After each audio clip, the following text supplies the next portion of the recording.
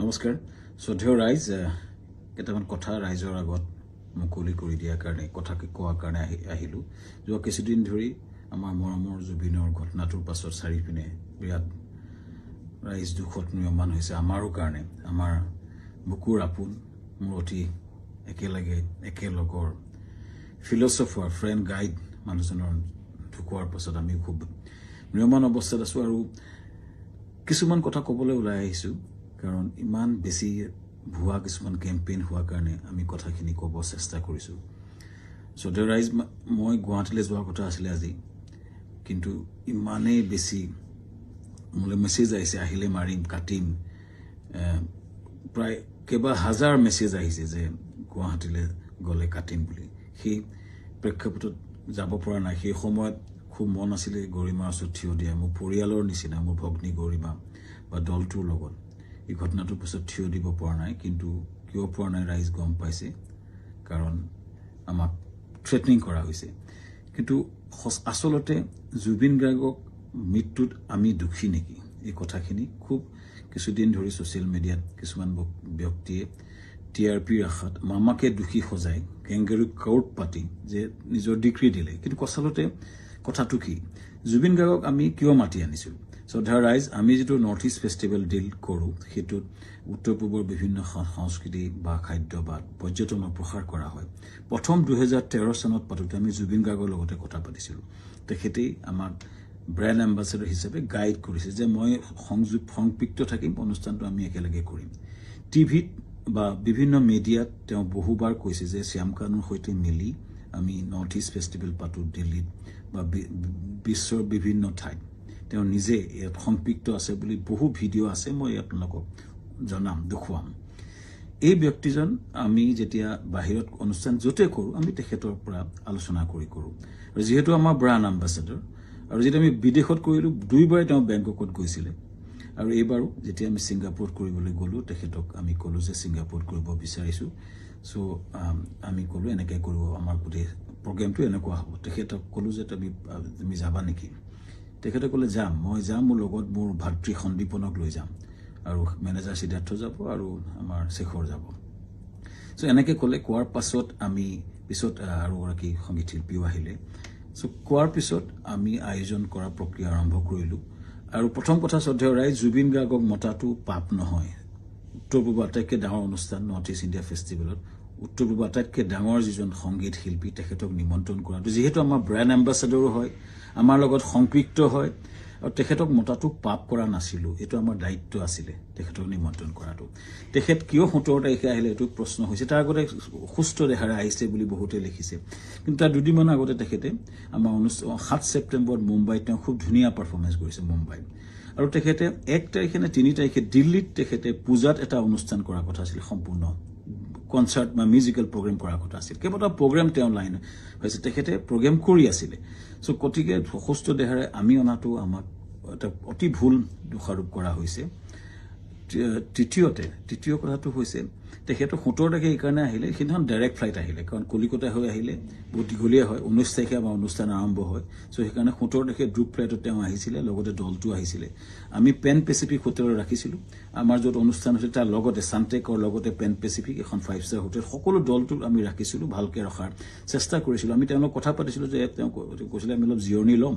আৰু 19 তাৰিখে তেওঁ আৰম্ভণি অনুষ্ঠানত তেওঁ থাকিব আৰু 20 তাৰিখে তেওঁ দুটামান গান গাব ভূপেন হাজৰিকাৰ এটা ট্ৰিবিউট দিব এইটো আলোচনা আমাৰ হৈছিলে পিছত 18 তাৰিখে দিনাখন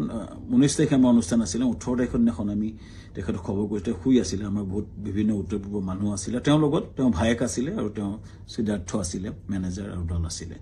19 তাৰিখৰ দিনা ঘটনাটো ঘটিলে যেতিয়া আমাৰ সেইদিনাখন উত্তৰ পূৰ্বৰ বিভিন্ন মন্ত্ৰী বিষয়াৰ লগত আমাৰ এখন মিটিং চলি আছিলে উদ্যমীসকলৰ লগত ছিংগাপুৰৰ মিটিং চলি আছিল যাতে আমি ৰাতিপুৱাই গৈছিলোঁ তেতিয়াই এই জাহাজৰ ঘটনাটোৰ কথা মোক সিদ্ধাৰ্থ শৰ্মাই ফোন কৰিছিলে 3:30 বজাত আমাৰ মিটিং আৰম্ভ হৈছিলে 12:30 বজাত চ' 11:30 মানতে মই চাংগ্ৰিলা হোটেলত গৈছিলোঁ আৰু তাত 3:30 মান বজাত আমি গম পাইছিলোঁ যে এনেকুৱা ঘটনা এটা ঘটিছে সিদ্ধাৰ্থই ফোন কৰিছিলে ক'ত ঘটিছে কেনেকৈ ঘটিছে আমি একো গম পোৱা নাছিলোঁ লগে লগে বহুখিনি তাকে লৈ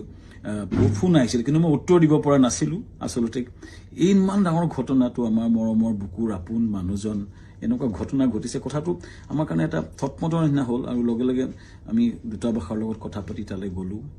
আৰু ঘটনাটো হ'ল আৰু এই ঘটনাটোৱে সকলোকে মুখৰে মাত নাইকিয়া কৰিলে আৰু গম পাই লগে আমাৰ অনুষ্ঠানটো বাতিল কৰা বুলি আমাৰ হাই কমিছনে নিজস্বভাৱে ঘোষণা কৰিলে আৰু অনুষ্ঠান তাতে বাতিল কৰা হ'ল তাৰ পিছতো কোনোবাই উলিয়াইছে আমি প্ৰগ্ৰেম কৰি আছিলোঁ বুলি কিন্তু আচলতে আমাৰ ভাৰতৰ ৰাষ্ট্ৰদূতে এইটো ডিক্লেয়াৰ কৰিছিলে অনুষ্ঠানটো সম্পূৰ্ণ বাতিল কৰা হৈছিলে আৰু সেইটো পিছতো আমি টিমটোৰ লগত লাগি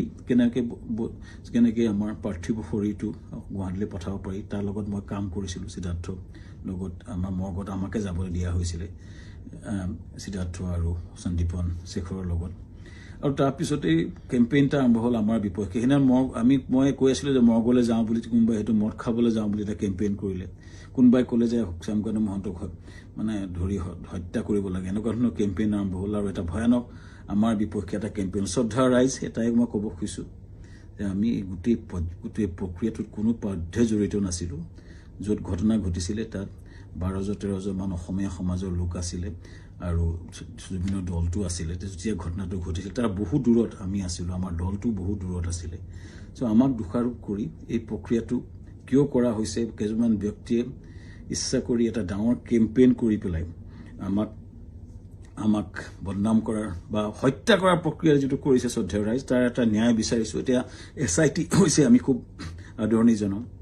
যি প্ৰশ্ন হয় উত্তৰ দিব বিচাৰিছোঁ কাৰণ আমাৰ ফালৰ পৰা আমি ক'বলগীয়া কথাখিনি আমি কম আমি আদৰণি জনাইছোঁ সঠিক তদন্ত হওক কিন্তু এই যিটো ঘটনা ঘটিছিলে জাহাজখনত বহু দূৰত আমি আছিলোঁ আৰু আমাক সেই ঘটনাটোৰ সময়ত এই যিকেইজন ব্যক্তি আছে তেওঁলোকে তাৰ কথা ক'ব পাৰিব কিন্তু আমাক সেই ঘটনাটোৰ সময়ত আমাক সম্পৰ্কে কোৱা আমাৰ একচুৱেলি আমি নাজানিছিলোঁ কিন্তু এটা কথা হয় এই যিটো ঘটনা হ'ল এই ঘটনাটো আমাক সম্পূৰ্ণৰূপে বিধ্বস্ত কৰিছে আমাৰ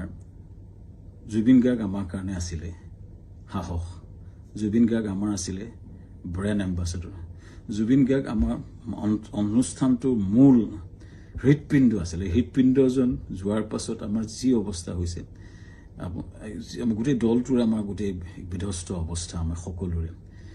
আৰু ইয়াৰ পাছত যিটো আক্ৰমণ হৈছে আমাৰ পৰিয়ালৰ ওপৰতো আক্ৰমণ হৈছে ফেক ভিডিঅ' ওলাইছে ফেক ফোন কল ভাইৰেল হৈছে ইমান জুবিন গাৰ্গে এই অনুষ্ঠানটো নিজৰ বুলি আগুৱাই লৈ গৈছিলে তেওঁ অনুষ্ঠানটোৰ গুৰুত্বটো বুজি পেলাই নিজকে আগুৱাই লৈছিলে আৰু সেইজন ব্যক্তিৰ স্মৃতিত আমি বহু কৰিবলগীয়া আছে কিবা যদি জীৱনত কৰিব বিচাৰোঁ জুবিনৰ স্মৃতিত নিশ্চিতভাৱে কৰিব বিচাৰিম কিন্তু এই যিটো অন্যায় হৈছে যিটো মিছা অপবাদ দিছে ন্যায় হওক চৰকাৰক বিচাৰিছোঁ ন্যায় হওক আৰু আমিও ন্যায়ালয়ত যাব লাগিব আমাক দেশত আইন বুলি এটা বস্তু আছে যে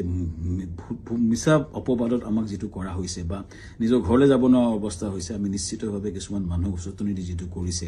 আমি ন্যায়ালয়ক নিশ্চিতভাৱে ক'ব লাগিব যে আমাক ন্যায় দিয়ক সুৰক্ষা দিয়ক